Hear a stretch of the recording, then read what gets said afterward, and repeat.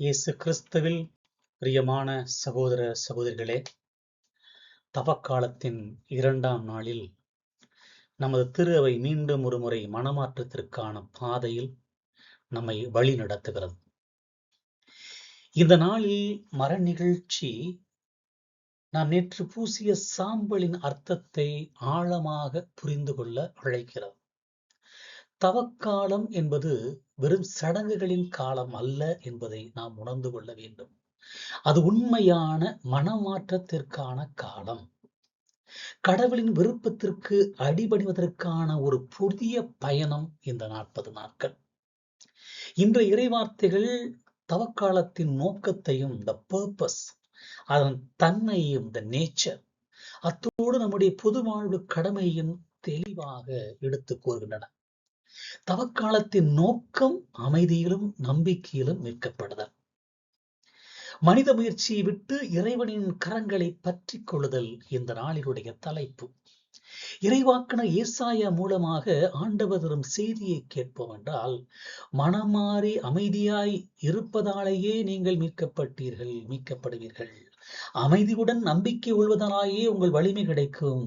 நீங்களோ அதற்கு மனமில்லை என்று சொன்னீர்கள் என்று கூறுகிறார். அன்புக்குரியவர்களே, இதுதான் தவக்காலத்தின் அடிப்படை கோட்பாடு. மனித வலிமையின் மீதான மோகம். இஸ்ராயல் மக்கள் தங்கள் எதிரிகளிடமிருந்து தப்பிக்க குதிரைகள் மீது விரைந்து ஓடுவதன் மீதும் நம்பிக்கை வைத்தனர். இன்றைய பொது வாழ்வு நிகழ்வுகளில் நாமும் அப்படித்தான் இருக்கிறோம். நமது பிரச்சனைகளுக்கும், சமூக சிக்கல்களுக்கும், பொருளாதார தேவைகளுக்கும் அரசியல் பலம், பணம், பதவி, உலகத்தின் வேகம் ஆகியவற்றை மட்டுமே நான் நம்பி இருக்கிறோம். கடவுளின் அழைப்பு என்ன? ஆண்டவரோ அமைதியாயிருங்கள், என்னை நம்புங்கள் என்று அழைக்கிறார். அமைதியாய் இருப்பது என்பது உலகத்தின் ஓட்டத்தை நிறுத்தி ஆண்டவருடைய குரலை கேட்க நமது உள்ளத்தை திறப்பதாகும். தவக்காலம் நோக்கம் நாம் கொண்டிருக்கும் எல்லா உலக சார்ந்த நம்பிக்கைகளையும் உதறி தள்ளிவிட்டு கடவுளிடமிருந்தே வரும் என நம்பிக்கையோடு அமைதியை கடைபிடிப்பதே இந்த தவக்காலத்தின் நோக்கம். அதுதான் அப்பொழுதுதான் வழி இதுவே, இதில் நடவுங்கள் என்று ஆண்டவர் நமக்கு கற்பிக்கும் குரலை கேட்க முடியும். ஏசாயா தீர்க்கதரிசி 30:21 படிக்கிறோம். அமைதியா இருப்பதால் வரும் வலிமை தமது தனிப்பட்ட வாழ்வுக்கு, நமது சமூகத்தின் அமைதிக்கும் அடித்தளமாக அமையும் என்பதை நாம் உணர்ந்து கொள்ள வேண்டும். தவக்காலத்தினுடைய தன்மை என்ன என்றால், தன்னலம் மறுத்தலும் சிலுவை சுமத்தலும்.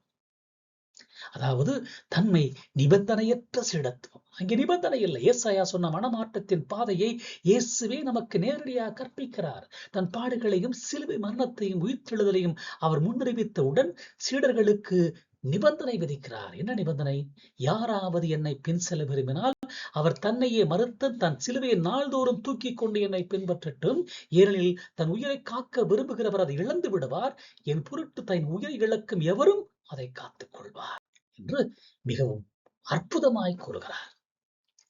இந்த வார்த்தைகள் நடைமுறைத்தன்மையை, இயேசுனுடைய நடைமுறைத்தன்மையை, தவக்காலத்தின் நடைமுறைத்தன்மைகளை உணர்த்துகின்றன. அதாவது தன்னலம் மறுத்தல், செல்ஃப் டினையல், நம்முடைய நான் என்பதை மையத்திலிருந்து அகற்றி கிறிஸ்துவை மையப்படுத்துவதே தவக்காலம். நாம் விடுக்கும் உபவாசமும் தியாகங்களும் வெறும் உணவை விடுவதல்ல, மாறாக நம்முடைய சுய வெறுப்பு, ஆசைகள், சுய கொண்டாட்டங்களை மறப்பதாகும். இன்று சுய வெறுப்பை விட ஆசை இல்லை, விருப்பமில்லை. சுய ஆசைகளை விட விருப்பமில்லை. சுய கொண்டாட்டங்களை இன்று மறப்பதும் கடினமாக இருக்கிறது. அதோடு தினசரி சிலுவையை சுமக்க வேண்டும். சிலுவை என்பது ஒரு முறை நிகழும் ஒரு சம்பவம் அல்ல, அது நாள்தோறும் சுமக்க வேண்டிய ஒரு பொறுப்பு. நோய், மனக்கஷ்டம், குடும்ப பொறுப்புகள், பணிச்சுமை, சமூக அநீதிக்காக போராடும் போது வரக்கூடிய அவமானம், இவை அனைத்தையும் இயேசுவின் பொருட்டு மனமுவந்து ஏற்பதே தவக்காலத்தின் தன்மை. அதுதான் பாஸ்கா மறைபொருள் என்று நாம் கூறுகிறோம். தன்னுடைய உயிரை இழப்பவன் அதை காத்துக் கொள்வான் என்ற இயேசுவின் இறையியல் போதனை சிலுவைகளை சாவதன் மூலமே நித்திய முடிவில்லாத வாழ்வு என்ற பாஸ்கா மறைபொருளை அடிப்படையாக கொண்டது. இந்த தவக்காலத்தின் இறுதி இலக்கு உயிர்த்தெழுதலின் மகிழ்ச்சி. அதற்கு நம்முடைய பாடுகளை, தியாகங்களை, சாவுகளை ஏற்றுக்கொள்ள வேண்டும் என்று அழைக்கிறார் கடவுள். இங்கே இறையியல் பொது வாழ்வின் இணைப்பு சிலுவைகளின் நிழல் சமூகம். அதாவது உயிரை கொடுத்து நீதியை நிலைநாட்டுதல் என்ற அழைப்பு. நமது தனிப்பட்ட தவக்கால தியானங்கள், சமூக பொறுப்புகளிலிருந்து நம்மை பிரித்தெடுக்க கூடாது. ஏசாயா சொன்ன அமைதி, லூக்கா சொன்ன சிலுவை ஆகிய இரண்டு பொது வாழ்வில் ஆழமான தாக்கத்தை ஏற்படுத்துகின்றன. இந்த தியானம் நான் நான் பக்திமான், நான் வழிபாடில் இணைகிறேன் என்று சமூகத்தை விட்டு பிரிந்து செல்லக்கூடியவர்களை பார்க்கிறோம். நான் தொடமாட்டேன், அவன் பாவி என்று தள்ளிக் கொள்வதை பார்க்கிறோம். அதுவல்ல, ஒருவன் உலகமெல்லாம் தனதுக்கு சொந்தமாக்கி கொண்டாலும் தன் உயிரை இழந்தால் அவனுக்கு என்ன லாபம்? லூக்கா நற்செய்தி 9:25 ஆண்டவர் கூறுகிறார். இந்த பொது வாழ்வின் செல்வ செழிப்பு, ஜிடிபி என்று கூறுகிறார்கள், அதிகாரத்தின் குவிப்பு, சுயநல லாபம் ஆகியவற்றை மட்டுமே குறிக்கோளாக கொண்ட ஒரு போக்கை இன்றைய காலகட்டத்தில் காண்கிறோம். இதை உயிரை காக்க முயலும் முயற்சி. இங்கே சிலுவையுடைய சமூக பார்வை என்ன? உண்மையான சீடத்துவம் சிலுவை சுமந்து பிறருக்காக தன் உயிரை இழக்கும் மனநிலைக்கு நம்மை வழிநடத்துகிறது. அநீதிக்கு எதிராக தவக்காலத்தின் நமது உபவாசத்தின் ஒரு பகுதி. நமது சமுதாயத்திலும் ஏழைகளின் துயரம், ஜாதி வேறுபாடுகள், பெண்களுக்கு இழைக்கப்படும் அநீதிகள், உழைப்பாளர்கள் சுரண்டப்படுதல் போன்ற அநீதிகளுக்கு எதிராக குரல் கொடுப்பதுதான் இந்த தவக்காலத்தினுடைய நோக்கம். தன்னலம் மறுப்பது, நம்முடைய சௌரியங்களை, நம்முடைய இன்பங்களை, ஓய்வை, நேரத்தை, ஏன் சில வேளைகள் நமது நல்ல பெயரை கூட நீதிக்காக போராடும் போது இழக்க துணிவதே சிலுவையை சுமப்பதாகும். நம்மை பற்றி ஒரு சிறியாவது ஒரு சொல்லிவிட்டால் நாம் கலங்கி விடுகிறோம், உடைந்து விடுகிறோம். அதை சுமப்பதுதான் இந்த தவக்காலத்தின் நோக்கம். நம் சௌரியத்தின் ஓட்டத்தை நிறுத்தி அமைதியாய் உண்மையான நீதியின் குரலை நாம் கேட்க அழைக்கப்படுகிறோம். ஏசாயா கூறுவது போல நம்முடைய அமைதியையும் நம்பிக்கையும் தான் அநீதியற்ற சமுதாயத்தை அமைக்கும்.